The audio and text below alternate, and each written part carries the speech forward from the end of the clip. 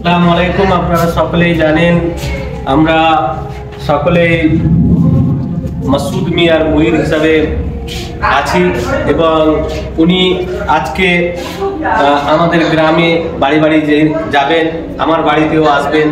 তার জন্যই আমরা সুন্দরভাবে সাজিয়েছি। ওনাকে আমরা অত্যন্ত মনের দিক থেকে, হৃদয়ের দিক থেকে মেনে চলি এবং প্রচণ্ড ভালোবাসা তিনি আমাদের দিলেন, আমরাও ওনাকে প্রচণ্ড ভালোবাসা দিই এবং ভালো লাগে। উনি যখন আসেন আমাদের এই গ্রামগুলোতে একটা উৎসবের মেজাজ হয়।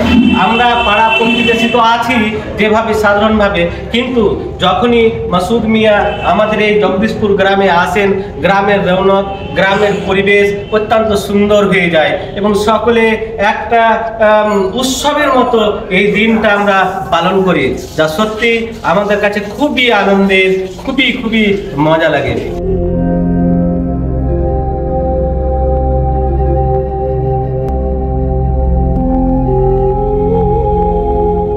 উনি যখনই আসেন গ্রামের লোকদের সঙ্গে কথা বলেন, আমাদের এখানকার পরিবেশ বিষয়ক, আমাদের এখানকার যেসব ধার্মিক মাদ্রাসাগুলো আছে, মসজিদগুলো আছে, এগুলো নিয়েও বিভিন্ন কথাগুলো বলে থাকেন এবং আমাদেরকে খুবই ভালো লাগে। আমাদের মধ্যে ধর্মের যে প্রচার তিনি চালিয়ে যেতে থাকেন এবং আমাদের যে মাদ্রাসা আছে সেই মাদ্রাসার সমস্ত কিছু তিনি দেখাশোনা করেন এবং খুব সুন্দরভাবে আমাদের মাদ্রাসা পরিচালিত হচ্ছে এবং দিনের পর দিন এখানে শিক্ষার পরিবেশ আমাদের গ্রামে খুব সুন্দর হচ্ছে এবং পরিবেশটাকেও খুব সুন্দরভাবে এগিয়ে নিয়ে যাওয়া হচ্ছে। বাড়িটাকে সাজানো হয়েছে এরকম করে, গ্রামের অনেকের বাড়িকে খুব সুন্দরভাবে সাজিয়ে ফুটিয়ে তোলা হয়েছে ওনার আগমনের জন্য।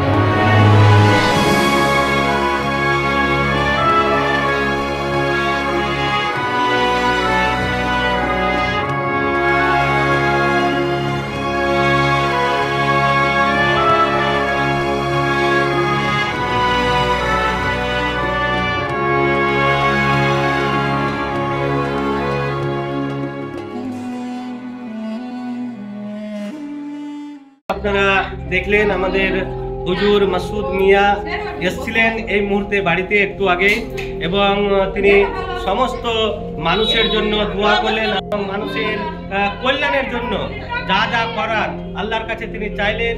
আমাদের বাড়ি আসার পরে আমরা প্রত্যেকে খুব ভালো লাগলো, আমরা খুব আনন্দ পেলাম এবং নিজেদের মনের ভিতরে যে একটা খুশির মেজাজ সেটা আমাদের প্রকাশিত হলো এবং প্রত্যেকে এই খুশির মেজাজে আপনারা সকলে সামিল থাকলেন, এর জন্য আমরা সবাই আনন্দিত এবং খুব আশার আলো যে তিনি এসে মজারত করে এখন বেরিয়ে গেলেন।